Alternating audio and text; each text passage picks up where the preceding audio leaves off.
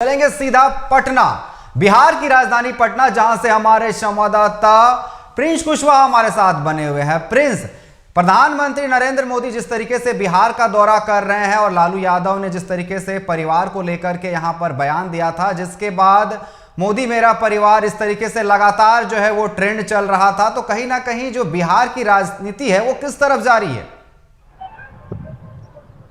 जी बिल्कुल, आपने सही कहा था। जिस तरह से लालू प्रसाद यादव ने जो गांधी मैदान में महारैली हुई थी, जन विश्वास महारैली, उस रैली के दौरान लालू प्रसाद यादव ने प्रधानमंत्री परिवार को लेकर बयान दिया था, लेकिन उसके बाद से पूरे देश में इस बयान को लेकर बवाल होने लगा। आपको बता दें कि भाजपा के तमाम बड़े नेता जो थे जो कैंपेन चलाने लगे लालू प्रसाद यादव के खिलाफ कि मतलब कि देश मेरा परिवार, मोदी का परिवार, ऐसे करके भाजपा ने कैंपेन चलाया। लेकिन इसके बाद से तमाम जो राजनीतिक हलचलें हैं वो तेज हो गई और लालू प्रसाद के ऊपर परिवारवाद का जो भाजपा का हमला है, प्रधानमंत्री जो रैली में हमला कर रहे थे, उसकी रफ्तार और बढ़ गई।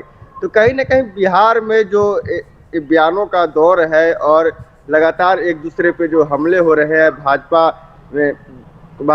आरजेडी पे कर रही है, आरजेडी भाजपा पे कर रही है, तो कहीं ना कहीं बिहार में जो राजनीतिक विश्लेषक थे जो अनुमान लगा रहे थे कि 2024 और 25 में बीजेपी वर्सेस आरजेडी होगा, तो कहीं ना कहीं अब इसका अब जो एक स्वरूप है अब दिख रहा है और आरजेडी वर्सेस बीजेपी दिखाई दे रहा है। तो बिल्कुल अब लोकसभा चुनाव को लेकर परिवारवाद एक बड़ा मुद्दा बन गया है और इसको बीजेपी और प्रधानमंत्री जहां भी रैली में जा रहे हैं इस मुद्दा को जरूर उठा रहे हैं कि परिवारवाद के कारण बिहार के लोग पिछड़ गए, बिहार के लोगों का डेवलपमेंट नहीं हुआ। बस लालटेन की जो राज रहा, यानी कि आरजेडी का जब शासन रहा बिहार में, तब सिर्फ एक ही परिवार यानी कि लालू परिवार का डेवलपमेंट हुआ। तो कहीं ना कहीं अब नरेंद्र मोदी और बीजेपी परिवारवाद को लेकर बड़ा एक हमला बोल रही है और परिवारवाद को बड़ा एक मुद्दा बना दी है और ये मुद्दा पूरे देश में, बिहार ही नहीं पूरे देश में इस मुद्दे को लेकर बीजेपी घूम रही है और लगातार परिवारवाद को लेकर चोट कर रही है। यूपी हो, बिहार हो, झारखंड हो या तमाम जो अलग अलग स्टेट हैं, वहाँ पे जाकर बीजेपी परिवारवाद को याद दिला रही है और मोदी के विरुद्ध जो लालू प्रसाद यादव ने परिवार को लेकर बयान दिया था, मोदी ने उसे ब्रह्मास्त्र की तरह अब यूज कर रहे हैं। लगातार उस बयान को कोट करते हुए कह रहे हैं कि मेरा देश परिवार है और हमने बाल अवस्था में ही अपना घर छोड़ दिया, तो आप ही लोग बताएं हम कहाँ जाए। तो कहीं ना कहीं मोदी अब इस बयान को ब्रह्मास्त्र की तरह इस्तेमाल कर रहे हैं और बिहार में कल जो बेतिया में रैली थी, तो खास करके परिवारवाद और इसके साथ जंगल राज, दो बड़े हमले किए प्रधानमंत्री मोदी ने और आरजेडी सुप्रीमो को भी निशाने पर लिया और कहा कि जिस तरह से हमने परिवारवाद पे चोट करने की बात कही, तो आरजेडी यानी लालू प्रसाद यादव ने उनके परिवार को लेकर गाली दी। ऐसे प्रधानमंत्री अपने जनसभाओं में लालू प्रसाद यादव पे आरोप लगाते रहे और लालू प्रसाद यादव की जो सरकार थी, या बात कर ले राबड़ी देवी की सरकार थी, उस सरकार में जो जंगल राज की बात जो नीतीश कुमार भी दोहराते थे, वही बात अब प्रधानमंत्री नरेंद्र मोदी भी दोहरा रहे हैं जनसभाओं में कि जंगल राज बिहार में था। उस समय सिर्फ अपने परिवार को, लालटेन के जो लोग हैं वो सिर्फ अपने परिवार का डेवलपमेंट किए, बिहार के लोगों को नहीं। आज़ादी के बाद से बिहार में पलायन बढ़ा, सबसे ज़्यादा पलायन बिहार में हुआ है युवाओं का।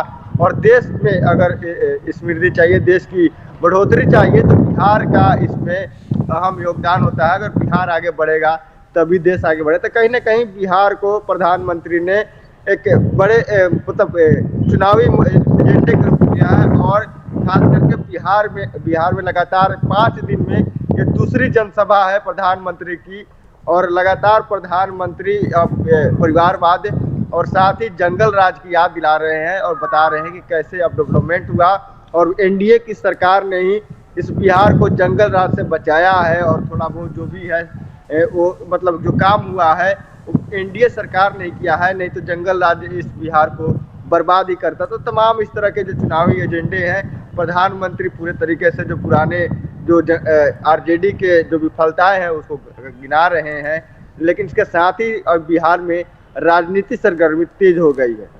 प्रिंस, बिहार को राजनीति का केंद्र बिंदु कहा जाता है। हर स्टेट की नजर रहती है बिहार की राजनीति पर कि वहां क्या कुछ चल रहा है, तो कहीं ना कहीं बड़ा अहम होने वाला है। जिस तरीके से हमेशा देखा गया है कि झारखंड और बिहार जैसे ही लोकसभा चुनाव आती है तो यहीं से शुरुआत होती है, और कहा जाता है कि जो पूरा देश है और हर जो राज्य है वो देखता है कि बिहार और झारखंड की राजनीति में क्या चल रहा है। तो कहीं ना कहीं काफी अहम माना जा रहा है जिस तरीके से जो राजनीति चल रही है बिहार में।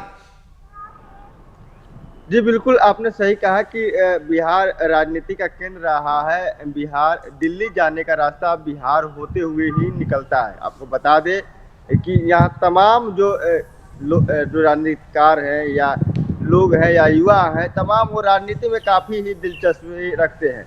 यहाँ राजनीति और सरकारी नौकरी को काफ़ी ही महत्व दिया जाता है।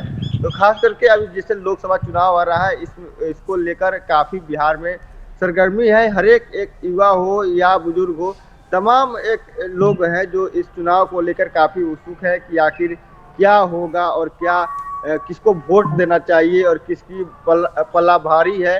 और तमाम तरह की जो विश्लेषक है उसके समझ से लोग बिहार के जो युवा है या आम लोग हैं वो सोचते हैं, और बिहार के लोग राजनीति में काफ़ी इंटरेस्ट रखते हैं।